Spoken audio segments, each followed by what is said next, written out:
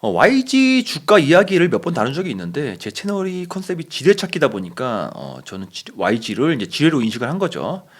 YG는 악행들이 많이 알려져 있기도 하고 이제 현재 시점이 YG라는 회사 입장에서 기로에 서 있다라고 할 정도로 굉장히 중요한 시기죠. YG가 여전히 메이저 엔터사로 인정받을 수 있는 이유는 단 하나입니다. 탑티어 아이돌인 블랙핑크 덕분이죠. 이들이 재계약을 하느냐 마느냐 의 여부가 바로 기로라고 할 수 있겠고요. 오늘은 YG라는 회사가 아니라 양현석 대표라는 인물에 대해서 이야기를 해보도록 하겠습니다. YG의 수장이시고 YG가 양군의 약자죠. 양현석을 지칭하는 이니셜입니다. 이제 YG. 좋은 이야기보다는 아무래도 투자함에 있어서 조심해야 될 부분이나 인지를 하고 계셨으면 하는 팩트 위주로 갈 거고요. YG 입장에서도 이런 영상을 나쁘게만 생각하지 마시고 나를 지켜보고 이제 견제하는 유튜버들이 있구나 라는 사실을 인지하셨으면 하는 바람입니다. 뭐 결정을 내리는 데 있어가지고 조심해서 나쁠 게 없기 때문에 어디까지나 좋은 취지고요. 이전에 만들었던 정용진 부회장님 영상도 같은 취지라고 볼 수 있겠습니다. 다른 회사 영상에는 잘 없는데 YG만 다루면 등장하는 분들이 계십니다. YG의 전매 특허라고 할 수 있는 분들인데 바로 PC 단순 타자 가능자. 엔터사에서 이런 분들을 고용해가지고 이제 댓글 작업을 하면서 여론을 형성하는데 노력을 하고 있다는 걸 알 수가 있고요. 제 영상에도 이제 PC 단순 타자 가능자 분들로 추측이 되는 분들이 이제 YG 영상에는 꼭 댓글 남겨주시더라고요. 주로 악플이죠. 워낙 특이점이라 하나 이야기해 봤고요. 들어가기 앞서서 이제 두 개의 기사를 보고 가도록 하겠습니다. 첫 번째 기사는 과거 빅뱅의 멤버이자 YG 소속이었던 태양이 YG를 떠나고 옮긴 소속사가 바로 더 블랙 레이블이라고 합니다. 더 블랙 레이블은 YG 출신 테디가 설립을 했고요. 테디는 YG 주력 프로듀서로 알려진 분이시죠. 굉장히 유명한 분이시죠. 이 뉴스를 보고 제가 느낀 점은 SM이나 YG나 내부 상황은 별반 다르지가 않구나. 회사를 창업한 분들이 이제 너무 무소불위의 권력을 오랜 시간 동안 쥐고 있다 보니까 내부적으로 오너의 입김이 너무 강해지는 것이고 오너랑 이제 실무자들이랑 이해가 상충이 될 때는 실무자들이 좀 창업자와 좀 거리두기를 하려고 하는 그런 액션의 일환으로 봐야 되는 게 아닌가라는 게 저희 추측이고요. 오너들은 이제 자기 회사라는 착각으로 절차 같은 거 없이 진행을 시키기 때문에 어느 회사나 일을 힘들게 만드는 거는 마찬가지라는 생각이 듭니다. 지 멋대로 하는 거죠. 오너란 개념은 사실 상장사에는 맞지가 않습니다. YG는 이제 상장한 주식회사이기 때문에 오너는 없는 겁니다. 양현석님의 경우는 이제 17%의 지분을 보유하신 이제 대주주이신 거죠. 어쨌든 태양이 YG가 아닌 더 블랙 레이블 행을 택했다는 것은 이제 상징적인 사건인 듯하고요. 블랙핑크 입장에서도 이제 하나의 옵션이 될 수가 있겠습니다. 왜냐하면 블랙핑크 입장에서는 양현석님보다는 테디가 더 필요하지 않을까라고 저는 생각합니다. 두 번째 뉴스는 이제 YG 전망을 깜깜하게 보고 이제 기관들이 비중 축소에 들어갔다. 국민연금과 모건 스탠리가 비중을 축소했다라고 하고요. 기사에 따르면 큰손들이 엔터 전체를 나쁘게 보는 게 아니라 YG만 딱 나쁘게 본다는 겁니다. 증권업계에서는 JYP, 하이브, SM 모두 좋게 보고 있고 부정적으로 보는 것은 YG 엔터 하나뿐이고 목표 주가도 내렸습니다. 월드 투어 이후 블랙핑크가 휴식기에 들어감에 따라 YG의 이익이 줄어들 상황을 반영한 거라고 하는데 뭐 휴식기는 크게 의미가 없죠. 재계약 불발 리스크 때문에 비중을 축소했다라고 저는 생각을 합니다. 실제로 블랙핑크 월드 투어 덕분에 실적은 굉장히 좋게 나왔죠. 전 세계 걸그룹 역사상 가장 높은 수익을 낸 콘서트 투어였다라고 합니다. 영업이익이 무려 5배가 올랐다고 하고요. 주가에는 이미 선반영되어 있다라고 할 수 있겠습니다. 한마디로 YG 주가는 재계약의 불확실성 리스크에 사정권 안에 있다. 재계약이 불발이 되면 주가는 엄청난 폭락을 하겠죠. 블랙핑크는 재계약을 안 할 수도 있지만 재계약을 하더라도 몸값이 과거랑은 확연히 달라지겠죠. 그게 YG 입장에서는 또 다른 리스크입니다. 몸값을 지금의 몇 배로 올려서 재계약을 했는데 인기가 한풀 꺾이거나 현상 유지 수준이면은 YG는 상황이 안 좋아질 수도 있는 그런 리스크가 있습니다. 돈을 많이 썼는데 벌어들이는 돈이 똑같거나 더 적어지면은 엄청난 리스크잖아요. 뭐 주가는 엄청 떨어지겠죠. 여담이지만 블랙핑크의 몸값으로 이제 1,000억을 부른 곳도 있다라고 합니다. 이런 기사들이 YG 입장에서는 굉장히 큰 부담이죠. 왜냐하면 YG의 작년 영업이익 전체가 466억 원이었거든요. 근데 불핑 재계약 금액으로만 1,000억을 쓰면은 이게 문제가 되죠. 물론 1,000억을 쓰진 않겠지만, 그리고 루머일 뿐이기 때문에 사실인지도 모르지만, 개인적인 생각으로는 이제 블랙핑크의 재계약 가능성이 높은지 낮은지는 잘 모르겠지만, 재계약을 했을 때 리스크가 너무 크다. 근데 그 리스크가 어떤 리스크냐? 바로 오늘의 주제인 YG의 오너 리스크입니다. 결론부터 얘기하면은 YG의 오너 리스크는 타 메이저 엔터랑은 어나더 레벨이다. 블랙핑크가 재계약했을 때 이제 벌어질 일을 과거에 있었던 사건을 바탕으로 재구성을 해보려고 합니다. 예전에 이하이는 이런 일을 겪었다 하더라. 직전 주력 걸그룹 21은 이랬다 하더라. 불핑한테도 이런 일이 벌어지지 말란 법은 없기 때문이죠. 가장 중요한 질문입니다. 양현석 대표님은 신뢰도가 높은가? 라는 질문에 대한 대답은 노입니다. 양현석 대표님이 내뱉은 말은 믿기가 어렵다가 참이고요. 과거의 행적을 보면은 약속을 너무 가볍게 생각하는 부분이 개인적으로 너무 아쉬웠습니다. 분명히 대단한 능력을 지니셨고 장점도 많지만 약속을 가볍게 여기는 부분들이 이번 블랙핑크 재계약을 앞두고 정말 치명적인 결함이라고 생각을 합니다.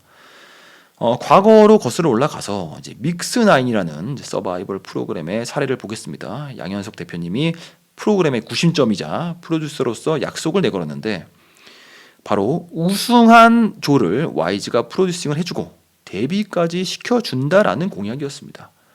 이게 프로그램의 취지이자 핵심이자 약속인 건데, 결론적으로 우승한 조를 데뷔를 안 시켜줬습니다. 연습생들이 굉장히 혼란에 빠진 상황을 야기했기 때문에 중소기획사가 YG를 소송을 거는 사건이 일어났고요. 근데 이 상황에서 양현석님은 뻔뻔하게도 김앤장 변호사를 선임해서 맞대응했다라고 합니다.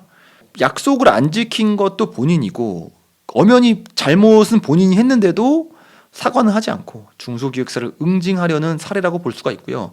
양현석 대표님은 연습생이나 중소기획사를 어느 정도로 생각을 하길래 이러시는지 뒤에서 좀 더 다뤄보도록 하겠습니다.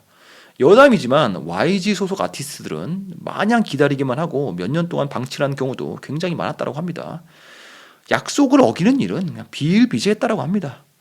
표를 보시면은 양현석님께서 본인의 SNS에 본인이 올린 글을 바탕으로 작성된 계획인데, 지켜진 것이 9개 중에 꼴랑 4개입니다. 약속 이행의 확률이 50%도 안 되는 거예요. 최근에 베이비 몬스터를 데뷔시키는 과정에서 이제 이런 일이 계속 이어지고 있는 중이고요.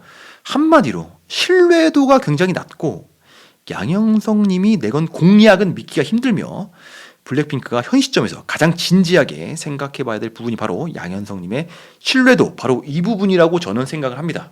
정말 재계약을 한다고 마음 먹어도 양현석님의 신뢰도, 이제까지 했던 약속을 지켰는지 안 지켰는지 그걸 돌아보고서 결정을 하기를 바라겠습니다. 왜냐하면 믿지 못하는 사람이랑은 정말 단순한 일도 너무 어려워지거든요. 그리고 불쾌해집니다. 가령 베이비 몬스터보다 블랙핑크의 앨범을 먼저 준비해 줄게, 블랙핑크가 YG 얼굴이다, 뭐 이런 약속을 했다고 해도 가까운 미래에 어떻게 변할지 모르는 겁니다. 절대로 믿을 수가 없는 거죠. 근데 왜 양현석님은 약속을 지키지 않으시는 걸까? 혹시 정치인들이나 높은 분들과의 약속도 안 지키실까? 그럴 리는 없겠죠. 양현석님의 키워드 중에 하나가 갑질 혹은 소속 아티스트들에 대한 무존중입니다. 성격을 드러내주는 해시태그 2개인 것 같아요. 갑질과 무존중. 믹스9에서 참여한 분들은 연습생이었기 때문에 인격 모독성 발언이 너무 심해서 비판을 받았었고, 중소기획사들에게도 독서를 퍼붓고 약속을 안 지키는 일종의 갑질을 일삼아서 역시 양현석님이 비판을 받았었다. 버닝썬 게이트가 터졌을 때 이게 사안이 굉장히 심각했었잖아요. 근데 사과는 하지 않고 소속 아티스트들을 방패 삼아서 위기를 모면하려고 했던 정황도 다 존중이 없기 때문에 가능한 일인 거죠. 이하이나 은지원 같은 호감형 아티스트를 내세워서 위기를 모면하려고 했던 전략을 보면은 어떻게 보면 팬들도 우습게 보는 거죠.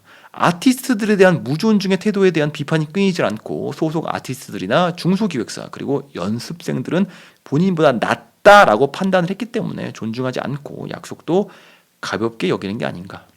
SNS에 올린 약속은 사실 팬들과의 약속인데도 이행이 되질 않죠.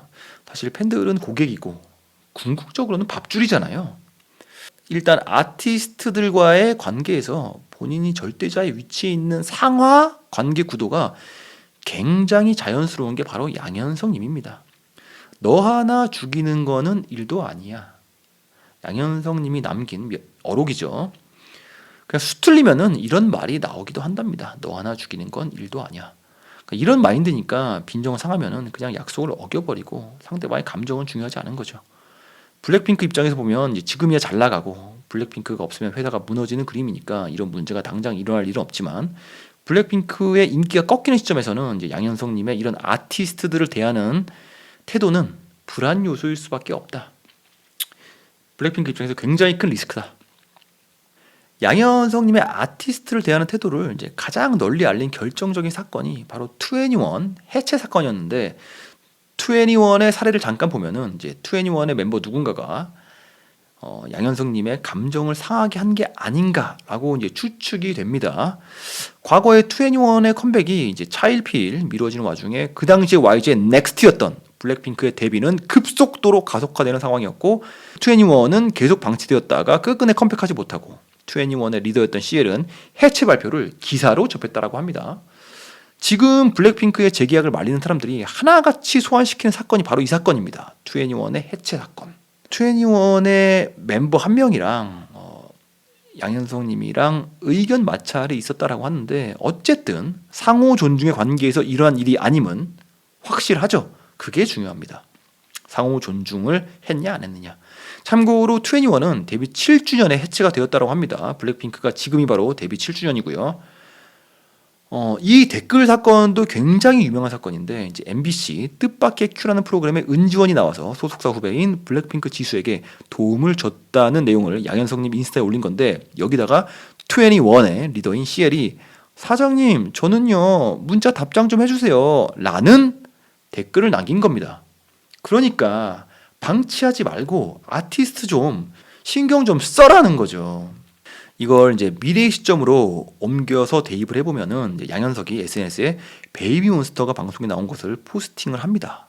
근데 블랙핑크 제니까 사장님 저희는 언제까지 기다려야 되나요? 라는 댓글을 남겼다거나 뭐 이런 식인 거죠.